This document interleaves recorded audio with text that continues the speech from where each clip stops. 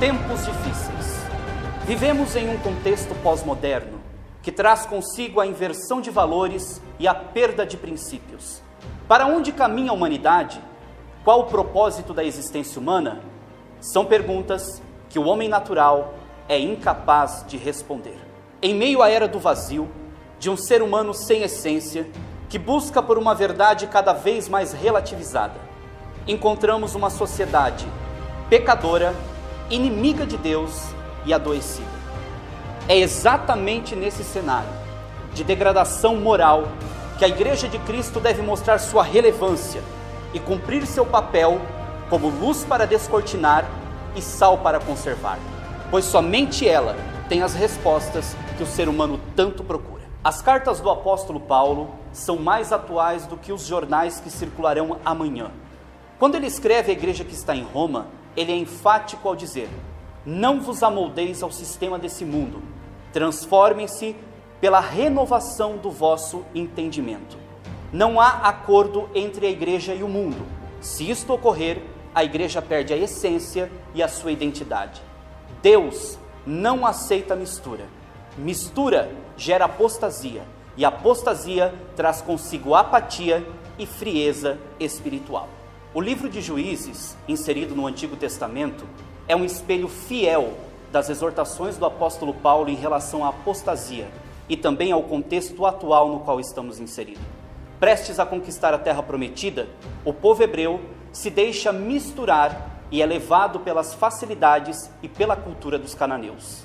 Entram pelo caminho da ociosidade, perdem a prática da guerra, fazem alianças erradas, prestam culto a ídolos, se misturando com um povo impuro e pecador. Povo esse que levantou a ira de Deus. Como castigo, Deus os entrega nas mãos dos seus próprios inimigos. Eles passam a ser subjugados e oprimidos. Quando lembram-se de Deus e clamam por socorro, Deus levanta juízes, líderes, homens e mulheres que, impelidos pelo Espírito Santo, libertam o povo e os conduzem por um caminho de santificação e obediência à lei do Senhor. Quem são essas referências que influenciaram uma nação inteira? Quais valores e princípios podem ser aplicados à igreja do século XXI? Te convido a atravessar uma ponte comigo, que fará uma conexão entre o Velho, o Novo Testamento e a igreja atual, que marcha triunfante sobre a pós-modernidade.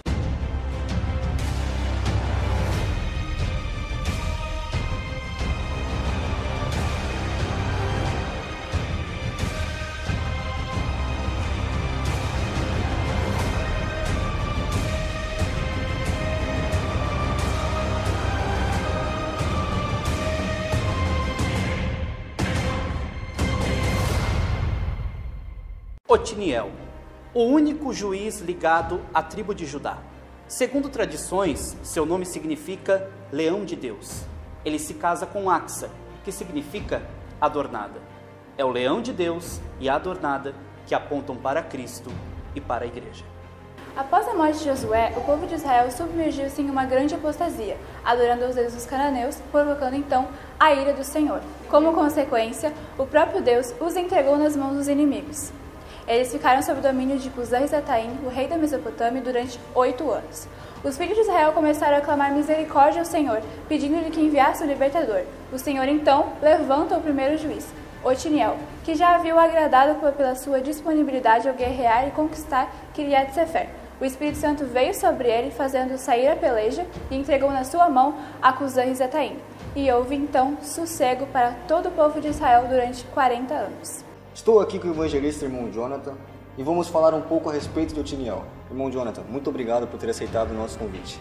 Obrigado, Romeu. É uma honra estar aqui com você. Vamos para a primeira pergunta. Otiniel foi o primeiro juiz mencionado na galeria. Então, qual a sua relevância no momento de apostasia de Israel?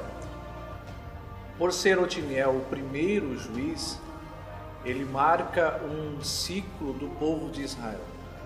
O momento em que o povo de Israel estava desviado dos caminhos do Senhor, havia cometido muitas coisas erradas, estava fora dos propósitos de Deus. O povo, depois de ele sofrer com a opressão do rei da Mesopotâmia, eles ficam 8 anos com esse povo sofrendo, sendo maltratado, e eles clamam a Deus por um libertador. E Otiniel é este libertador que Deus proporcionou para Israel.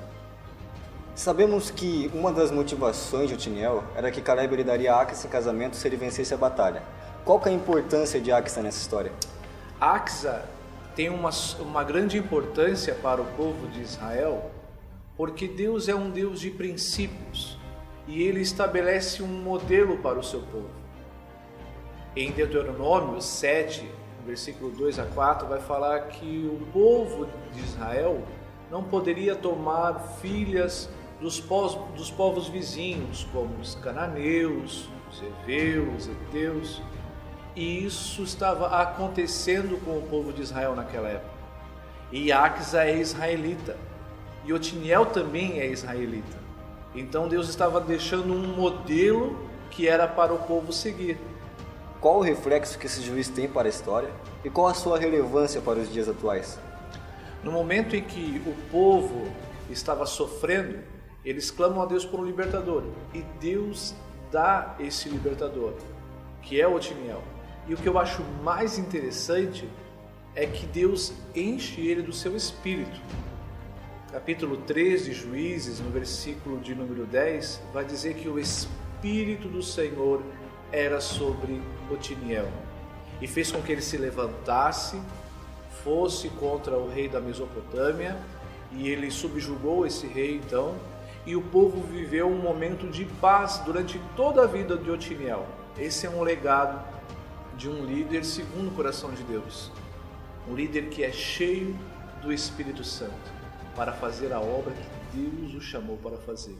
E o povo de Israel viveu 40 anos de paz e tranquilidade até os dias da sua morte. Mais uma vez, muito obrigado, irmão Jonas, por ter aceitado o nosso convite.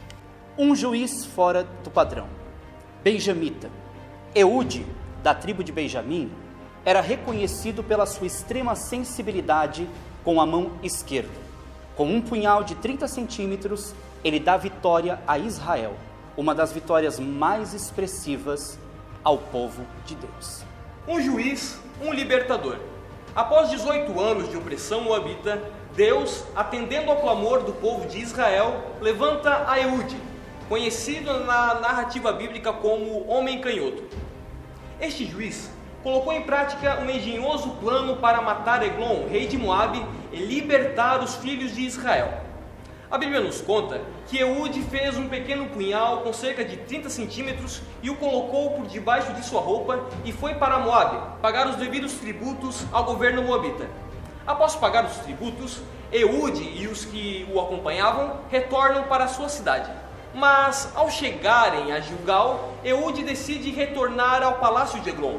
Ao chegar lá, ele diz ao rei que teria uma mensagem secreta para lhe dizer. E ao ficarem a sós, Eude mata a Eglon, enfiando o punhal na região do seu ventre. O golpe foi tão forte que não apenas a lâmina, mas também o cabo penetrou. Assim, Deus mais uma vez usa de misericórdia para com Israel. Porém, Eude não tomou esta vitória para si.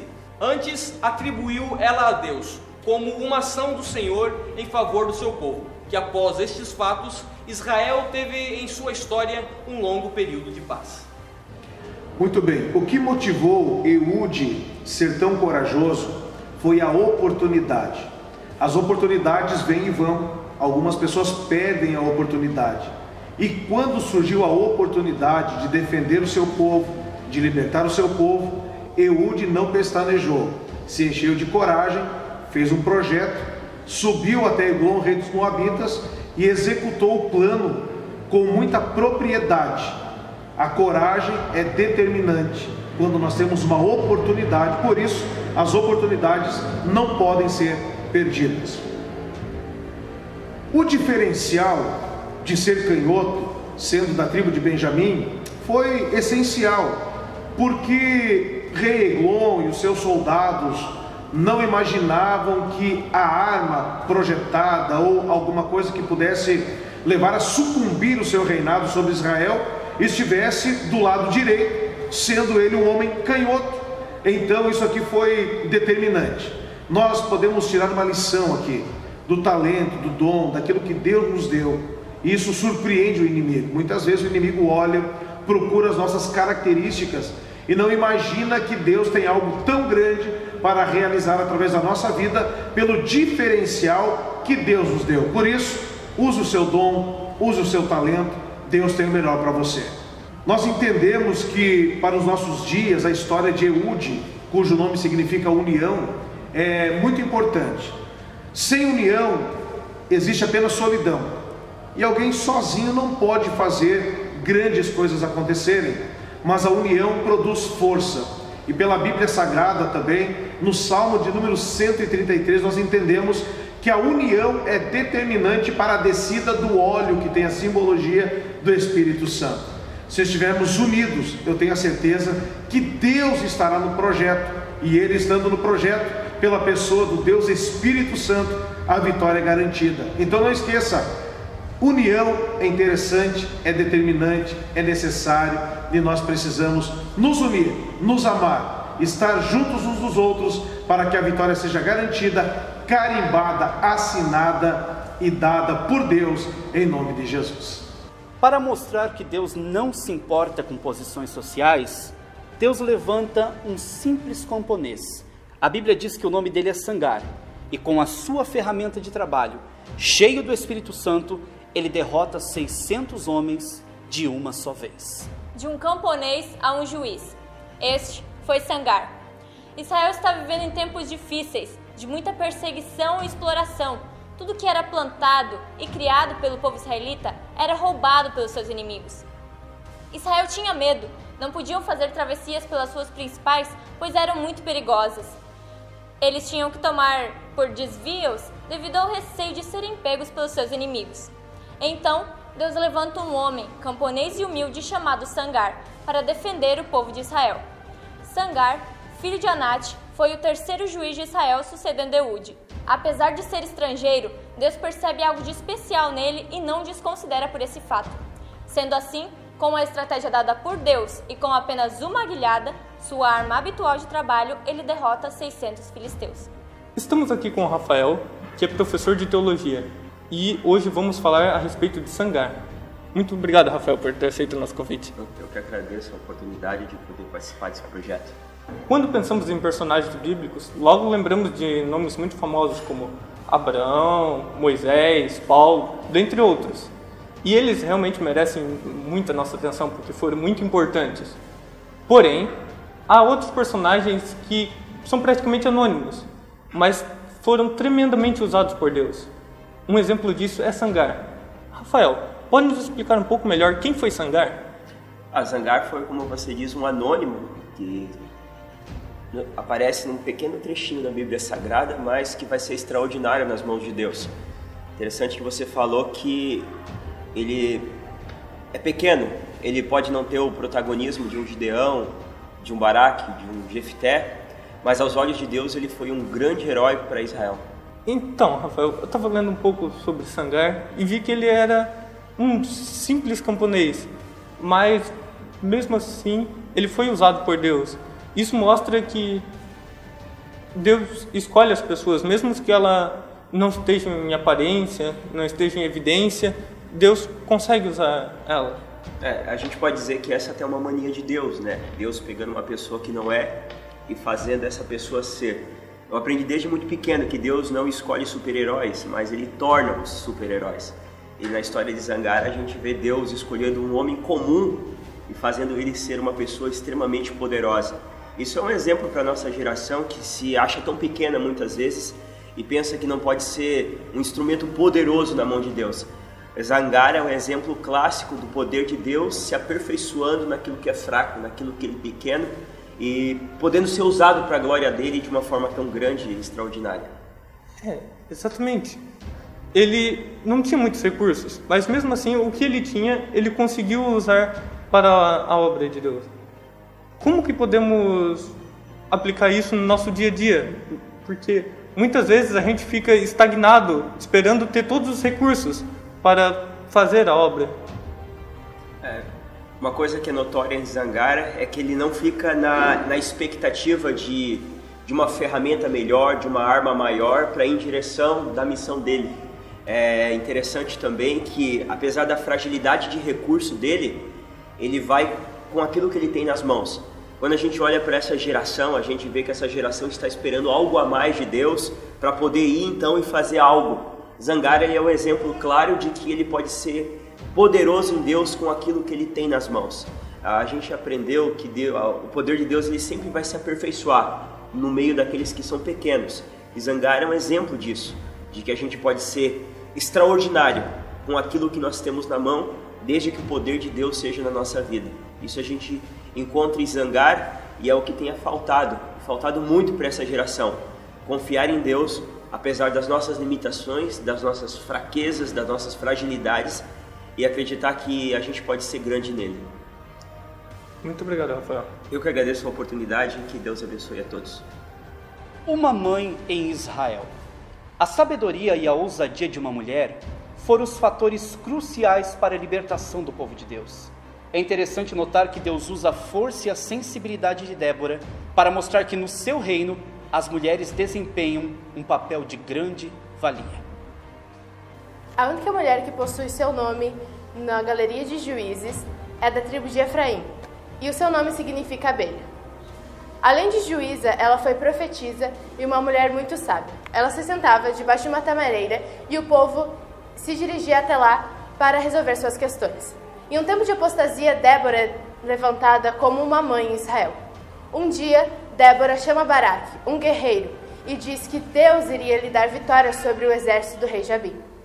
Baraque, contudo, insiste que Débora vá com ele à batalha. Ela aceita, mas avisa que seria uma mulher a matar o chefe do exército inimigo. Assim, juntaram 10.000 homens e foram para a batalha. Depois que Débora abençoou Baraque, Deus derrotou os numerosos inimigos. Porém, o chefe do exército inimigo, Sísera, foge da batalha e vai buscar abrigo em uma tenda de uma mulher chamada Jael. Enquanto ele dormia, Jael então encrava uma estaca em sua cabeça e entrega para Baraque. E assim conquista a vitória contra o rei Jabim. Com a conquista, Débora e Baraque cantam um hino em agradecimento ao Senhor. E há, então, 40 anos de paz em Israel. Que prazer, que alegria poder estar conversando com vocês e participando desse projeto tão lindo aqui dos jovens do Aventureiro. Fiquei muito honrada com o convite para falar sobre Débora, essa mulher extraordinária, a única juíza mulher que a Bíblia relata, especialmente no livro de Juízes, capítulo 4 em diante. E para mim, a característica mais marcante de Débora, ou a característica mais forte de Débora, é que ela era uma mulher de profunda fé e profundo discernimento espiritual. Quando ela escreve o Cântico da Vitória, em Juízes capítulo 5, 6 e 7, ela faz uma avaliação muito boa da situação de Israel, mas também crendo no sobrenatural e naquilo que Deus poderia fazer. Então, para mim, a característica mais marcante de Débora foi sua fé e o discernimento espiritual. Se a característica mais forte, mais marcante de Débora era a sua fé, era a sua convicção em Deus, o seu discernimento espiritual, eu vejo algo muito lindo nessa mulher, que além disso, ela também se posiciona. Quando ela chama Baraque e entrega a mensagem a Baraque do que o Senhor está falando a respeito do livramento que quer dar a Israel, a Bíblia King James diz que Baraque roga, pede, suplica a Débora para que vá junto com ele para a batalha. O que a gente entende disso? Que Baraque via na Débora uma grande líder espiritual, mas uma mulher de grande fé. Então ela se posiciona e vai à batalha também. E eu acho que é isso. Quando alguém de fato se posiciona em oração diante de Deus, tudo é possível. É possível uma grande mudança na sua casa, na sua família. Uma nação pode mudar através do posicionamento de fé de alguém. A maior característica de um líder, de uma líder cristã, é a força do seu caráter, do seu comportamento condizente com a palavra de Deus. Não só de ensinar ou dizer para alguém fazer alguma coisa, mas viver aquilo que ensina e aquilo que prega. Eu acho que isso vai fazer a diferença numa geração. Se nós vivermos Cristo no nosso dia a dia, nas nossas atitudes, nos nossos comportamentos. Se com a boca fechada as pessoas conseguirem ver Jesus em nós, sem a gente precisar verbalizar nada, isso vai ser fantástico. Eu acho que o papel de uma mulher de Deus nessa geração, e para impactar essa geração, é que ela seja uma mulher de caráter, de credibilidade, de confiança, uma mulher que tenha posicionamentos firmes conforme a palavra de Deus nos instrui. Eu acho que isso pode mudar uma geração.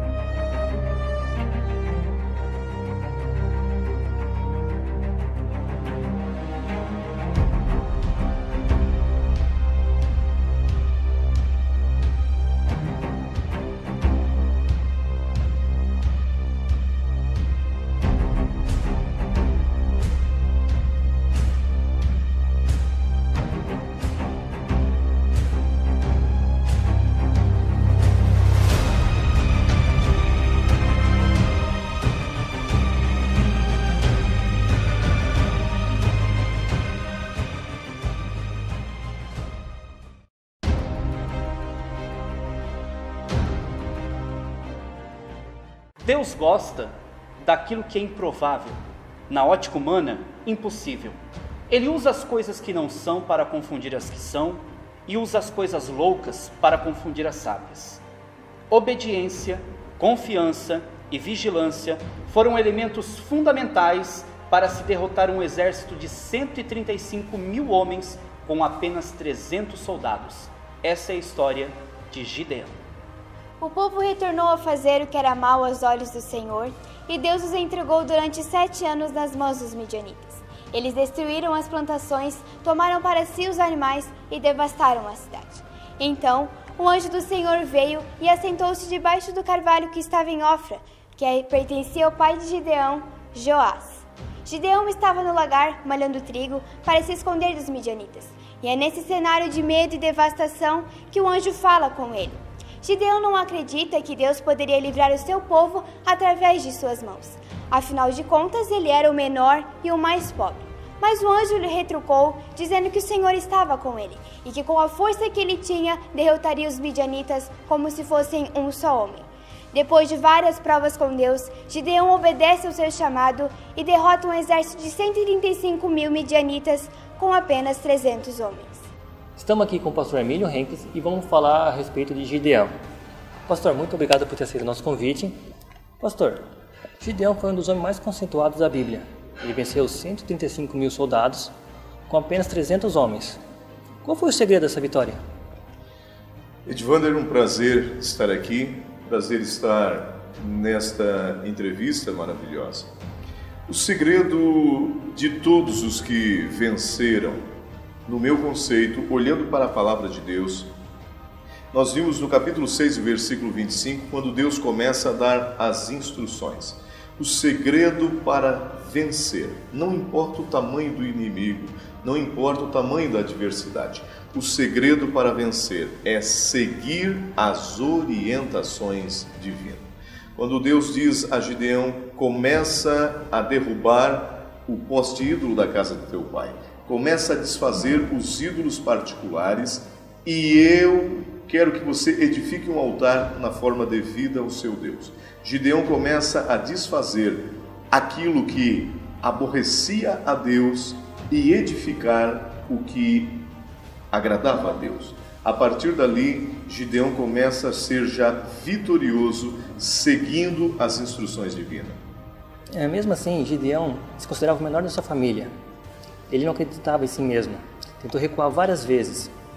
O que devemos fazer quando não conseguimos ver o que Deus preparou para nós? Até onde nós devemos chegar? Eu vou dizer algo assim que eu me identifico muito com Gideão, porque eu era assim. Eu era aquele rapaz que quando Deus falava comigo, eu não acreditava no meu potencial.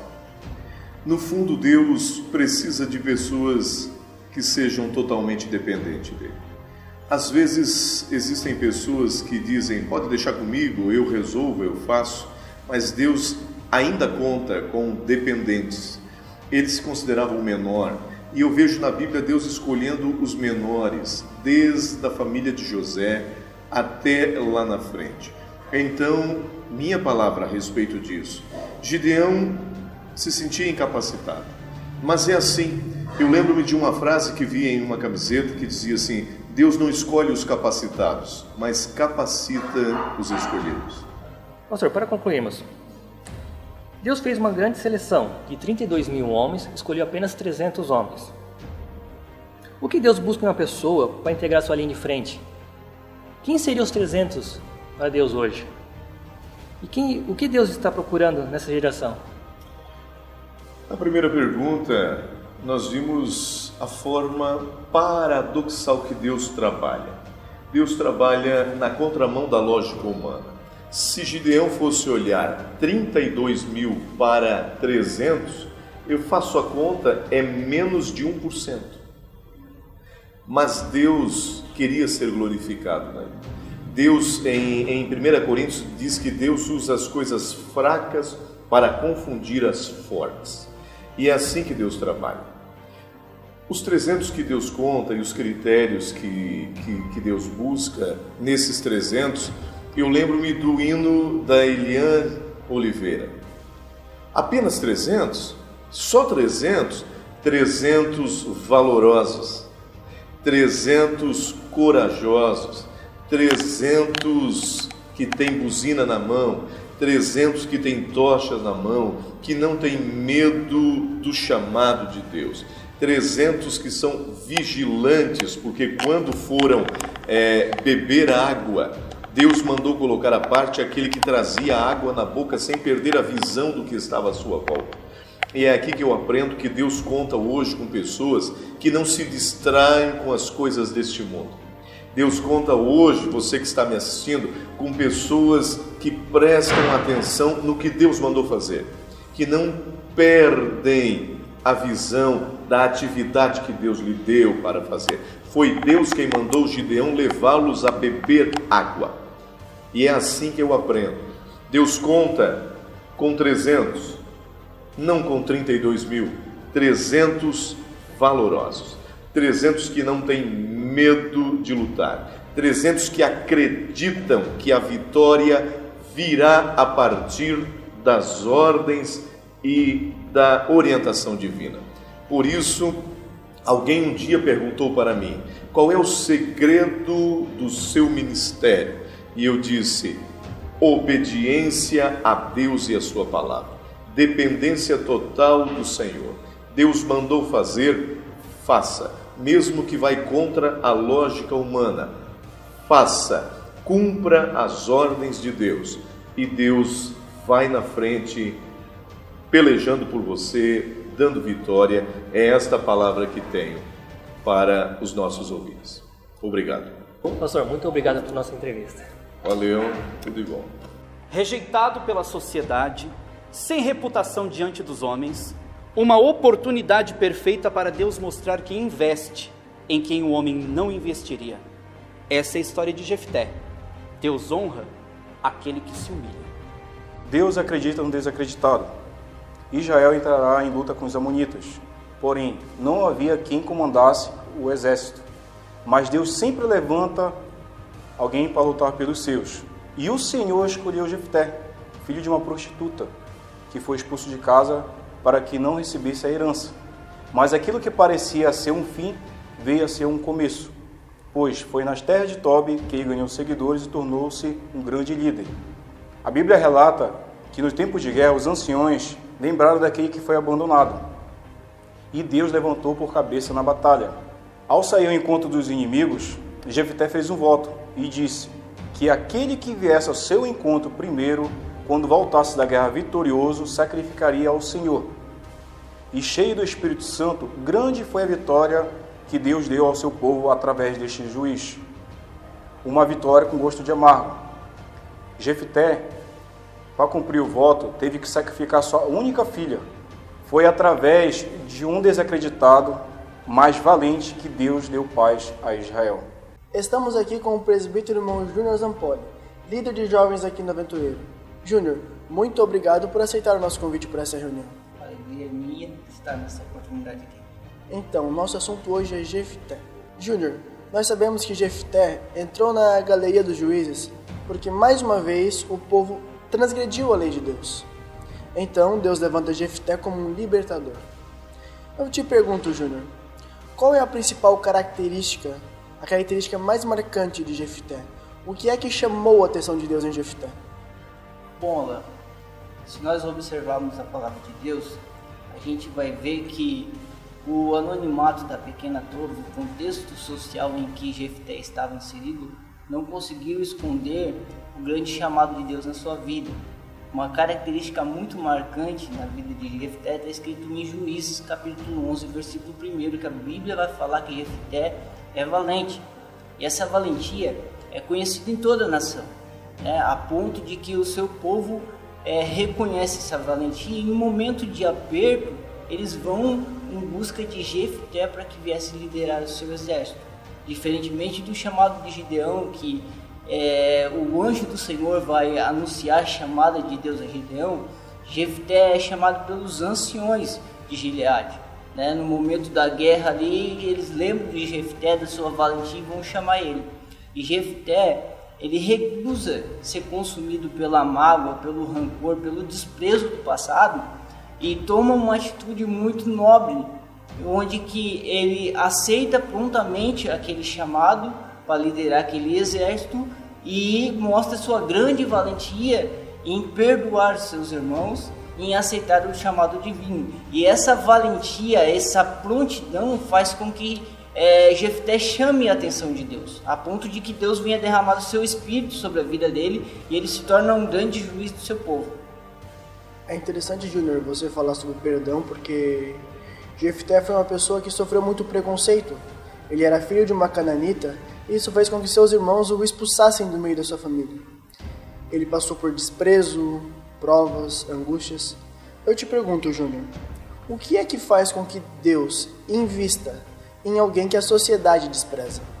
Bom, semelhantemente a José do Egito, que foi afastado do convívio familiar, dos seus familiares por conta dos seus irmãos, Jefté passa pela mesma situação. Né? Ele é afastado do convívio familiar por uma questão de herança, ali onde eles tinham um interesse maior. E Jefté vai morar numa cidade chamada Tobi. A Bíblia vai falar que ele é desprezado pelos seus familiares. É interessante que o desprezo, né, que o anonimato que ele foi para Tobi fizeram com que isso se tornasse uma mola propulsora no seu chamado, onde que potencializou aquilo que Deus tinha na vida de Jefté. Então ali em Tobi que Jefté aprende a liderar, ali em Tobi que Jefté cresce ministerialmente, ali em Tobi que a sua valentia é manifestada. É interessante na caminhada com Deus, todo aquele que aceita o chamado divino, se coloca à disposição do Senhor, ele vai passar por momentos difíceis, por provações. Mas a dor, muitas vezes, é um instrumento de Deus para lapidar a pessoa que é chamada por Deus. A dor é um instrumento de Deus para lapidar, para que Deus possa descobrir os mais preciosos talentos para fazer uso na sua obra. E para concluir, Júnior, o que nós aprendemos com o chamado de Deus a Jefté? Nos dias de hoje, quem seria Jefté? Bom, o nome Jefté, por si só, já diz, né? O Senhor proporciona. Né? O Senhor proporciona oportunidade para Jefté. A gente vai ver que os nações vão lá buscar Jefté para liderar o seu exército e Jefté abraça essa oportunidade. A oportunidade de Deus na vida de Jefté foi muito interessante, né? Onde que ele aceita e entrega toda a sua vida diante de Deus. Eu vejo até o ato do voto de Jefté como uma entrega total, porque Jefté fala para o Senhor: Senhor, se tu me der vitória sobre os povos amonitas, eu vou te dar a primeira coisa que vir ao meu encontro da minha casa, né? Não considerando o valor daquilo que vinha, ele ia oferecer em sacrifício ao Senhor, sem se preocupar com o valor daquilo que viria. E é interessante pensar que Jefté, o tesouro dele estava dentro do seu lar, né? Aquilo de mais precioso que Jefté tinha estava dentro da sua casa, e ele entrega tudo ao Senhor, entregou toda a sua vida a Deus. Aquele que é chamado por Deus aquele que o Senhor está levantando para fazer alguma obra, ele tem que entregar tudo diante do Senhor, tudo diante dos pés do Senhor, para que o Senhor venha usar de fato, né? Para que o Senhor venha trabalhar na vida dele. Então eu vejo que aquele que, como Jefté, responde o brado de Deus, escrito em Isaías capítulo 6, versículo 8, que o Senhor diz: a quem enviarei, quem há de ir por mim, aquele que responde positivamente a esse brado, esse é o Jefté que Deus quer levantar nos nossos dias, sem considerar a sua própria vida, entregando-se totalmente à obra do Senhor, para que o Senhor possa usá-lo por completo, não se preocupando com as demais coisas, colocando a obra de Deus acima de tudo. Amém. Bênção de Deus. Júnior, mais uma vez, muito obrigado pela sua participação. Que Deus abençoe muito a sua vida. Eu que agradeço a oportunidade, a alegria é minha, e que Deus abençoe vocês. Amém. O personagem que vamos tratar agora foi colocado estrategicamente por Deus na galeria dos juízes, com o propósito de mostrar que caráter é mais importante do que dons, talentos e um chamado. Um pequeno sol nasce na escuridão de Israel. Um juiz nazireu, filho de Manoá. Esse era Sansão. Enquanto ainda criança, fora dedicado a Deus através de um voto. E esse voto lhe deu uma força sobrenatural. Nascido em Zorá, na tribo de Dan, foi o 13º juiz sobre Israel, liderando o povo por cerca de 20 anos. O Espírito Santo se manifestava através de sua força, mas o ego de Sansão foi maior que sua responsabilidade, o que levou a muitas vezes descumprir o seu voto perante Deus. Para falarmos sobre Sansão, estou aqui com o pastor Kleber Felizardo. Pastor, agradeço por ter aceito o nosso convite. Prazer, Bruno, todo meu, em poder cooperar nesse projeto maravilhoso. Vou começar fazendo a primeira pergunta. Sansão, ele é um dos principais juízes da galeria. Ele tem um chamado específico desde o ventre. Deus fez um grande investimento em Sansão. Quem Sansão deveria ser na visão e no plano de Deus? Perfeito, a sua pergunta ela de alguma forma ela condensa a biografia de Sansão, visto ele ser o mais expoente entre os juízes. Depois, só ao lado dele nós temos a figura de Samuel, que vai vir posteriormente, mas realmente Sansão ele é o cara da vez, devido às suas façanhas. Um indivíduo que produziu muitos milagres, maravilhas, sob o poder do Espírito. Havia uma força sobrenatural investida sobre ele devido aos votos do nazireado, e na mente de Deus, realmente Sansão deveria ser um indivíduo que marcaria a sua história para sempre, como um líder íntegro, um líder de um caráter ilibado, porque afinal a literatura de Juízes nos remete à liderança, porque são líderes emergentes que surgem em momentos de crises. Então Sansão, ele aparece no cenário depois de 40 anos de servidão sob o domínio dos filisteus, Juízes 13, e aí então Deus esperava que Sansão fosse esse indivíduo que tivesse fosse um referencial no slogan de vocês naquela época de apostasia, mas infelizmente isso não aconteceu. A queda de Sansão, ela é gradativa. Qual o principal fator que derrubou um homem que tinha tudo para dar certo? Perfeito, Bruno. Sansão, ele tinha a unção do Espírito, o poder do Espírito condicionado aos votos, que está na lei do nazireado em Números capítulo 6. Primeiro, Sansão não podia tomar vinho e comer nada que viesse da videira. Segundo, Sansão não podia chegar perto de coisa morta. Terceiro, Sansão não podia cortar o cabelo da sua cabeça. E aí então, o principal motivo da queda de Sansão foi ele quebrar os votos. Pode pegar a sua biografia, começa no capítulo 13, vai até o 16, e ele vai gradativamente, como você falou, quebrando aqueles votos. À medida que ele quebra o voto, o Senhor vai se retirando dele. Às vezes a gente acha, Bruno, que a queda de Sansão foi Dalila, né? Mas Dalila foi a última gota que fez o copo da graça, da misericórdia se transbordar, e Sansão quebrou o terceiro voto quando ele declara a ela que o cabelo da sua cabeça nunca foi cortado. E ali então, o Espírito de Deus se afastou da vida dele, e o versículo mais trágico da sua biografia: e ele não sabia que o Senhor tinha se retirado dele. Isto é, o Senhor foi embora da vida dele, mas ele achava que Deus ainda estava com ele.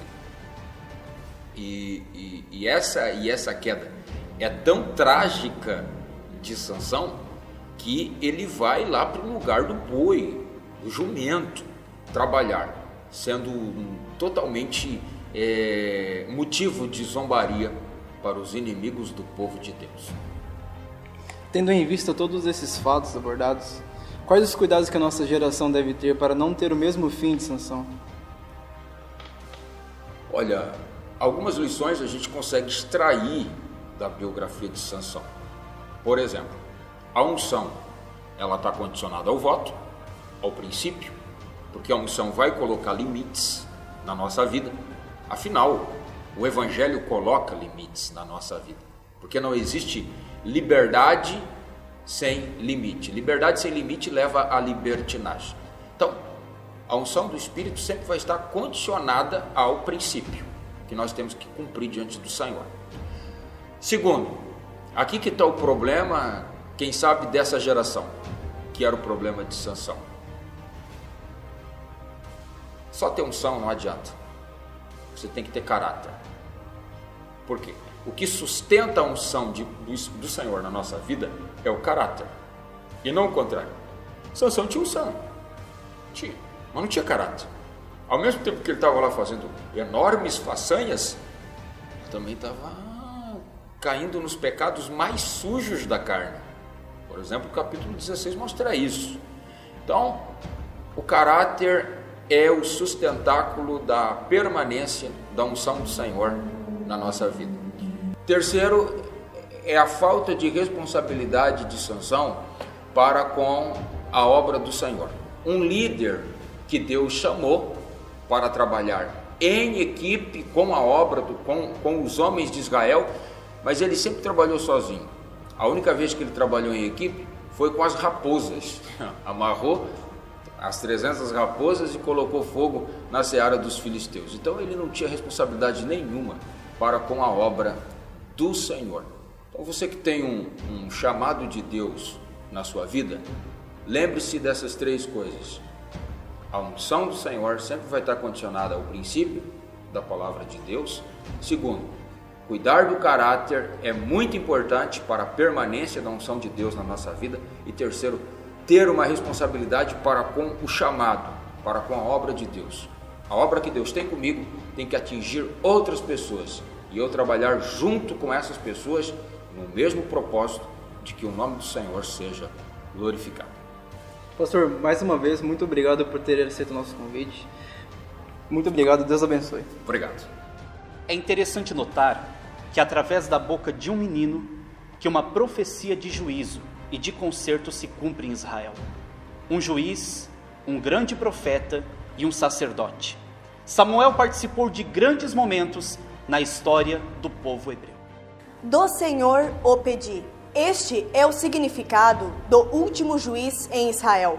Samuel, filho de uma mulher estéril, gerado por um milagre para o cumprimento de uma promessa. Foi entregue, após o seu nascimento, ao sacerdote Eli para viver na casa do Senhor. É nesse tempo que ele recebe uma revelação de Deus acerca do sacerdote e de sua família. Com isso, trazendo um juízo severo à família do sacerdote. Samuel cresce em graça e em poder de Deus, e se torna juiz quando os filisteus assolavam o povo de Israel por conta da sua idolatria. Ele unge um dos maiores homens da Bíblia, o homem considerado o segundo coração de Deus, Davi. Ele teve uma vida devota ao Senhor, nos dando um exemplo de zelo e restauração, e mostrando em toda a sua trajetória a dependência de Deus. Estamos aqui com o presbítero Ismael. Nós agradecemos a sua presença, tá? Obrigado, Marco. Para mim também é uma satisfação estar com vocês aqui nessa noite. Nós iremos falar um pouco sobre Samuel. Presbítero, sabemos que Samuel ele foi gerado entre lágrimas e orações. Ofni e Finéias eram filhos de sacerdote. Qual a diferença entre eles e Samuel? É interessante a gente ver a história de Samuel, né? Que a gente vê desde o começo do capítulo, principalmente o capítulo número 2, do versículo 12, que Ofni e Finéias eram pessoas depravadas, apesar de ser filhos de sacerdote, mas a palavra de Deus nos diz que eles não conheciam o Senhor. Samuel não, Samuel ele foi entregue para servir ao Senhor, e desde pequeno ele já conhecia o Senhor e conheceu o que é trabalhar com o sagrado. Isso era muito interessante na vida de Samuel. Essa era uma diferença bem clara na Bíblia. Samuel fez parte de momentos importantes na história. Foi sacerdote, foi profeta, foi juiz, né? Qual a principal característica de Samuel? Sim, Samuel ele teve a tríplice capacidade, sei lá, sacerdote, juiz, né? E ele servia muito ao povo. Então eu vejo que a principal capacidade, a principal característica, né, de Samuel é que ele era uma pessoa que conhecia o Senhor. E não só conhecia o Senhor, como ele também atendia as coisas de Deus com temor, porque ele sabia o que era trabalhar com Deus, né? Então eu vejo assim que a principal característica de Samuel é ter uma íntima comunhão com Deus, é conhecer a Deus. A gente sabe que Samuel foi chamado por Deus desde muito cedo, né? O que é que essa geração, a nossa geração, o que é que Deus espera dessa geração e o que é que Samuel deixou de legado para nós? Na verdade, Samuel é um dos exemplos grandes na Bíblia, né, Maicon? Eu vejo assim, somente para os pais, né, que assim como Ana, que os pais ofereçam os seus filhos para trabalhar o serviço ao Senhor, né, para trabalhar para o Senhor, né? Eu sei que é muito importante a vida secular, é muito importante a faculdade, ter um bom emprego, mas eu vejo assim que os pais também têm que ter a intenção de primeiramente apresentar os seus filhos para Deus. E Deus quer da juventude hoje que a juventude tenha ouvido sensível para ouvir a voz do Senhor. Não só ouvir a voz do Senhor, mas como fez também Samuel, aceitar o ministério, aceitar trabalhar para Deus, né? E também temer a Deus sobre todas as coisas. Então eu vejo que faz parte da Bíblia tudo dar prioridade para as coisas de Deus. Então o jovem ele quer ser bem-sucedido, mas pensa na obra do Senhor. Nós temos que ter os nossos futuros pastores, ministros, mulheres de Deus. Então o jovem hoje tem que pensar que a igreja tem que existir e assim como Samuel, lutar com aqueles que estão fracos na fé. Com todos os problemas que existem, jovens têm que se levantar para ser os futuros sacerdotes, os futuros pastores, ministros da obra do Senhor para ganhar esse mundo para Jesus. Bom, Ismael, muito obrigado por ter aceitado o nosso convite. Eu que agradeço, estou à disposição, né? Esse ano da gente, a gente está aí para abraçar a causa e ajudar vocês, essa juventude amada aí. Bom, Deus abençoe vocês também. Muito obrigado.